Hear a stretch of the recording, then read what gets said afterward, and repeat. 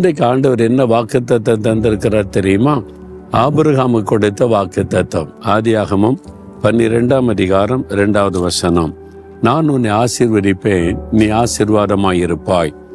ஆண்டவர் சொல்றாரு, you shall be a blessing. அப்படின்னா நீ ஆசீர்வாதமாய் இருப்பாய் மகனே, மகளே நீ ஆசீர்வாதமாயிருப்பாய். நான் உன்னை ஆசீர்வதித்து மற்றவர்களுக்கு உன்னை ஆசீர்வாதமாய் வைப்பேன். ஆபிரகாமுக்கு அதான் வாக்கு கொடுத்தார், உனக்குள் பூமியில் உள்ள சகல ஜாதிகளும் ஆசீர்வதிக்கப்படும் என்று. ஆபிரகாம் கர்த்தரை விசுவாசித்து அவருடைய வார்த்தை கீழ்ப்படிந்ததுனால இந்த ஆபிரகாமின் சந்ததியில் பிறந்த இயேசு கிறிஸ்து மூலமா இன்றைக்கு உலகமே ஆசீர்வதிக்கப்பட்டு கொண்டு வருகிறது.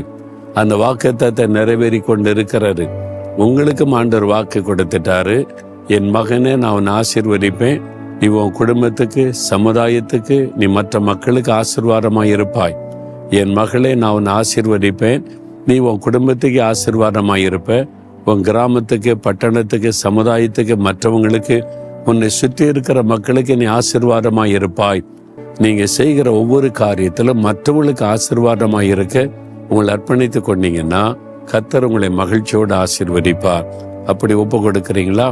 ஆண்டவரே, ஆபிரகாமுக்கு வாக்கு கொடுத்ததை எனக்கு தந்திருக்கிறேன், நான் மற்றவங்களுக்கு ஆசீர்வாதமாய் இருக்க என்னை ஒப்பு கொடுக்கிறேன். அது நிமித்தம் ஆபிரகாமை போல என்னை ஆசீர்வதித்து மற்றவர்களுக்கு ஆசீர்வாதமாக என்னை பயன்படுத்தும். இயேசுவின் நாமத்தில் ஆமேன், ஆமேன்.